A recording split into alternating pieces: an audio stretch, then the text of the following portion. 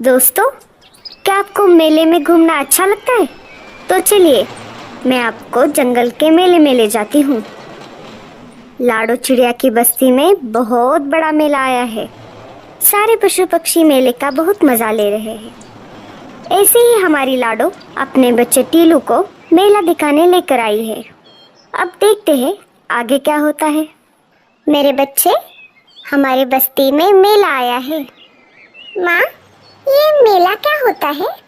बेटा, मेला बहुत मजेदार होता है। यहाँ बहुत सारे पशु पक्षी अपना खेल दिखाते हैं। माँ, मुझे भी देखना है मेला। मुझे भी आना है। हाँ हाँ, हम आ भी जाएंगे। इतना बोलकर लाडो अपने बेटे को पीठ पर बिठाकर मेले की तरफ निकल पड़ती है। कुछ देर मेला घूमने के बाद टीलू की नजर झूले पर पड़ जाती है। माँ, ये क्या है? ये झूला है बेटा। क्या तुम्हें इसमें बैठना है? हाँ हाँ, मुझे बैठना है माँ। झूले का मालिक एक चील था। आइए आइए, झूले में आसमान की सैर कीजिए।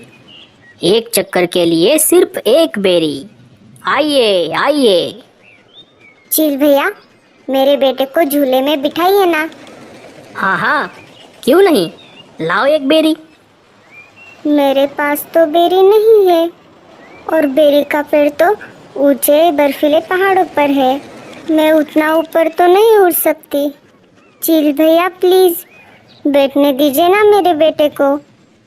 नहीं नहीं, अगर बेरी नहीं तो जाओ यहाँ से। चील की बात सुनकर टीलू रोने लगता है।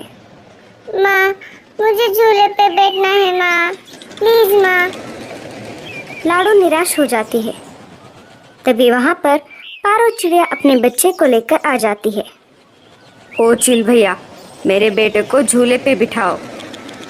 हाँ हाँ, क्यों नहीं, लाओ एक बेरी। ये लो। पारो के पास से एक बेरी लेकर चील पारो के बेटे को झूले में बिठा देता है। ये सब देखकर लाडो और भी ज्यादा मायूस हो जाती है। पारो चिड़िया के पास बहुत सारी बेरियां थी। लाडो पारो से कहती है, अरे बहन, क्या तुम मुझे एक बेरी उधार दे सकती हो? इसके बदले में मैं तुम्हें अनाज दूंगी। बड़ी आई मुझे अनाज देने वाली। चल जा यहाँ से। दे दो ना बहन, मेरा टीलू झूले में बैठने की जिद कर रहा है। दे दो ना प्लीज। मैं नहीं दूंगी। मुझे ये बेरिया मेरे दोस्त ईगल ने लाके दी है। अगर तुम्हें अपने बेटी की जिद पूरी करनी है तो उड़कर जाओ पहाड़ों के बर्फीले टीले पर और तोड़ कर लाओ बहुत सारी बेरिया। लाडो नाराज हो जाती है और टीलू को लेकर घर वापस आ जाती है। टीलू का रोना बंद ही नहीं हो रहा था। माँ, मुझे झूले में बैठना है। तुम जाओ ना, बेरी लेकर आओ ना माँ। टीलू, बेरी का पेड़ बहुत ऊपर है। मैं वहां तक नहीं उड़ सकती बेटा। मुझे माफ कर दो। इसके बदले तुम जो चाहो मैं तुम्हें दूंगी। टीलू लाडो की एक नहीं सुनता और ज्यादा रोने लगता है। रोते रोते टीलू वहीं पर सो जाता है। अब मैं क्या करूं? कैसे लाऊं बेरिया? लाडो सोचने लगती है और बर्फीले पहाड़ों पर जाने की ठान लेती है। जब तक टीलू सो रहा है, मैं जाकर बेरिया तोड़ लाती हूँ। मेरे बेटे के लिए मुझे ये करना ही पड़ेगा। मैं इसे ऐसे रोते हुए नहीं देख सकती। लाडो चुपके से घोंसले से बाहर आ जाती है और बाहर से दरवाजा बंद कर लेती है। जब तक टीलू सो रहा है तब तक मैं जाकर आती हूँ। लाडो पहाड़ों की तरफ निकल पड़ती है। जैसे जैसे लाडो ऊपर जा रही थी, उसका दम घुटने लगा था। जैसे तैसे लाडो बर्फीले पहाड़ों पर पहुंच जाती है। लाडो इतना ऊपर उड़कर कभी भी नहीं आई थी, इसीलिए उसका दम अब घुटने लगा था। लाडो की सांसें अब फूलने लगी और लाडो वहीं पर बेहोश होकर नीचे गिर गई। कालू कौवा लाडो से मिलने लाडो के घोंसले के पास आ जाता है और घर का दरवाजा बाहर से बंद देखता है। अरे, ये दरवाजा तो बाहर से बंद दिख रहा है। कालू वापस मुड़ने ही वाला था, तभी उसे टीलू के रोने की आवाज आ गई। माँ, माँ तुम कहाँ हो? माँ, माँ तुम कहाँ चली गई? माँ। अरे, ये तो टीलू की आवाज लग रही है। मुझे अंदर चलकर देखना होगा। कालू दरवाजा खोलकर अंदर चला जाता है। देखता है तो लाडो अंदर नहीं होती। वो अनाज लेने मेरे साथ आने वाली थी। शाम हो गई, अभी तक नहीं आई, इसलिए मैं चला आया। कालू मामा, पता नहीं माँ कहाँ चली गई। हमारे जंगल में मेला आया है ना, आज माँ मुझे वहाँ पर लेकर गई थी, लेकिन मैंने वहाँ पर झूले में बैठने की जिद की, लेकिन झूले का मालिक एक चक्कर के बदले एक बेरी मांग रहा था। माँ के पास तो बेरी नहीं थी। फिर मैं बहुत रोने लगा। माँ मुझे घर लेकर आई और मैं रोते रोते वहीं पर सो गया। मुझे लगता है माँ मुझसे नाराज हो गई। कालू मामा, मेरी माँ को ढूंढ के लेकर आइए ना। मुझे माँ की बहुत याद आ रही है। माँ, माँ कहाँ हो माँ? अरे अरे टीलू, तुम रो मत, तुम चिंता मत करो।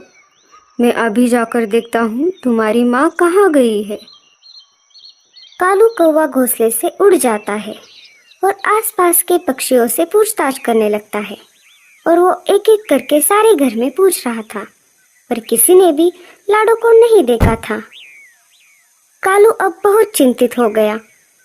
उसे समझ नहीं आ रहा था कि वो लाडो को कहाँ पर ढूंढे। तभी उसे वहां पर गूंगा मौसी आते हुए दिखाई देती है।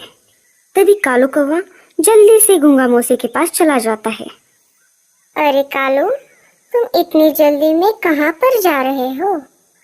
गूंगा मौसी, क्या आपने लाडो को कहीं पर देखा है? वो दोपहर से गायब है। हाँ, मैंने लाडो को बर्फीले पहाड़ों की तरफ जाते हुए देखा था। शायद लाडो बर्फीले पहाड़ों पर गई होगी। वो बहुत जिद्दी है। वो अपने बच्चे की जिद पूरी करने के लिए कुछ भी कर सकती है। शायद लाडो मुसीबत में होगी। मुझे जल्दी से वहां पर जाना होगा।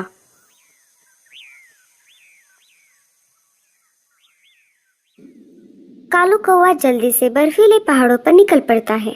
जैसे ही कालू कौवा बर्फीले पहाड़ पर पहुंच जाता है, वो लाडो को आवाज लगाता है, लेकिन लाडो उसे कहीं पर नहीं दिखाई देती। लाडो, लाडो, लाडो। अचानक कालू कौवे को लाडो जमीन पर पड़ी दिखाई देती है। कालू कौवा जल्दी से लाडो के पास चला जाता है। अरे लाडो, उठ जाओ। लाडो, अरे लाडो, अरे बाप रे, ये क्या हो गया? लाडो को इतनी ऊपर नहीं आना चाहिए था। शायद दम घुटने की वजह से ये बेहोश हो गई है। मुझे जल्द से जल्द एम्बुलेंस को बुलाना पड़ेगा और लाडो को उल्लू डॉक्टर के पास ले जाना पड़ेगा। कालू कौवा डॉक्टर चाचा के पास चला जाता है। डॉक्टर चाचा, आप जल्दी से एम्बुलेंस का इंतजाम कीजिए। लाडो बर्फीले पहाड़ों पर बेहोश पड़ी है। हाँ हाँ, तुम आगे चलो, मैं एम्बुलेंस लेकर तुम्हारे पीछे आ जाता हूँ। कालू आगे आगे उड़ रहा था और एम्बुलेंस पीछे पीछे आ रही थी। कालू लाडो के पास पहुंच जाता है। डॉक्टर चाचा लाडो की जांच करते हैं।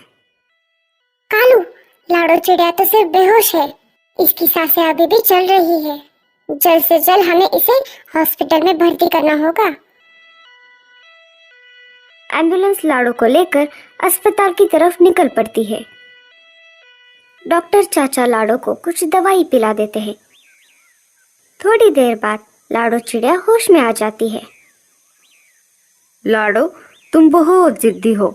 आखिर तुम तुम्हारे बेटे के लिए कुछ भी कर सकती हो। अरे कालू, माँ तो आखिर माँ होती है। कालू लाडो को लेकर घर वापस आ जाता है। ये सब उस चील की वजह से हुआ है। मैं देखता हूँ वो टीलू को झूले में कैसे नहीं बिठाएगा। टीलू, चलो मेरे साथ। कालू टीलू को लेकर मेले की तरफ निकल पड़ता है। कालू मामा, आप मुझे मेले में क्यों लेकर जा रहे हो? टीलू बेटा, तुम्हारे लिए एक सरप्राइज है। कालू टीलू को लेकर मेले में आ जाता है। चील भैया, मेरे भांजे को झूले में बिठाओ।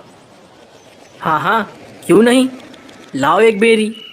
चील कालू से बेरी लेता है और टीलू को झूले में बिठाता है। तब तक लाडो वहाँ पर आ जाती है।